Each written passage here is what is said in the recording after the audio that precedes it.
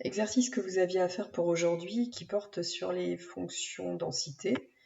Vous avez une variable aléatoire qui est définie grâce à une fonction, à partir d'une fonction f. On vous demande quand même de vérifier que f est bien une fonction densité. Alors pour vérifier que c'est une fonction densité, vous avez trois critères: la continuité, le fait qu'elle est positive et le calcul de l'intégrale sur l'intervalle. Et cette intégrale doit être égale à 1. Alors, f est continue car f est linéaire. C'est une fonction affine, et en particulier, elle est affine linéaire.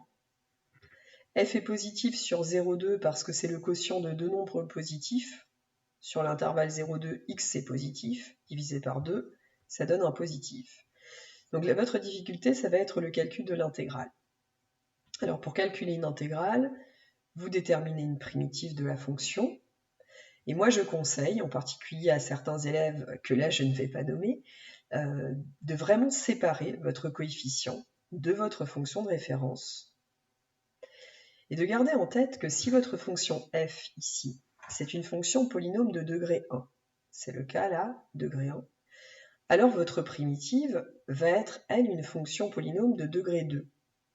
Il n'y aura que 1 degré de différence.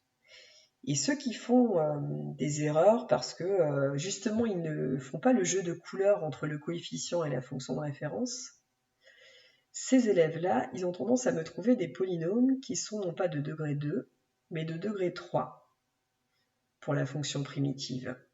Et là, ça ne va pas. Donc après, je les laisse envoyer un mail si jamais ils veulent des explications en plus, mais il y en a quelques-uns dans la classe vu le devoir maison que je suis en train de corriger. Alors une fonction primitive, ce sera une fonction définie comme ça. Et pour calculer l'intégrale, vous prenez l'image de 2 par f et vous retranchez l'image de 0 par grand F. On trouve 1, tout se passe bien, ça explique pourquoi on vous pose aussi les questions qui arrivent après. F est bien une fonction densité, n'oubliez pas de conclure. Petit b, à partir de là, on définit une variable aléatoire qui va suivre cette loi densité, et on va vous demander de calculer deux probabilités. Pour calculer ces probabilités, vous revenez au calcul intégral, et ça, il faut l'écrire. C'est-à-dire pour ceux qui iraient très vite et qui poseraient directement f de 1 moins f de 0, ça n'a pas de sens si on n'a pas dit qu'au préalable, on calculait une intégrale. Et entre quoi et quoi? Vous avez déjà grand F, après calcul, ça donne un quart. Et il se trouve que la deuxième probabilité est identique à la première, c'est seulement la façon de l'écrire qui est différente, mais ça donne aussi un quart. Dernière question, l'espérance, application de la forme du cours, mais surtout application de la méthode de calcul.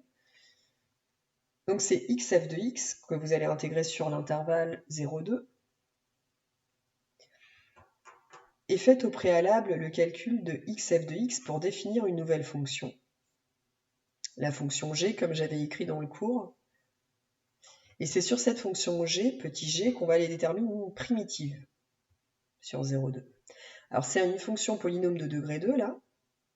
Une primitive sera une fonction polynôme de degré 3. Avec un coefficient qui va apparaître grâce à la fonction de référence qu'on a primitivé. La fonction carré a pour primitive ça, la fonction qui a x associée à un tiers de x cube, multiplié au coefficient 1,5 que vous aviez là pour votre fonction. 1/6 de x cube que vous allez prendre entre 2 et 0. Et si pas d'erreur, on trouve ça. Et si vous trouvez des erreurs, vous m'envoyez un mail, vous me dites soit j'ai fait exprès, soit j'ai pas fait exprès.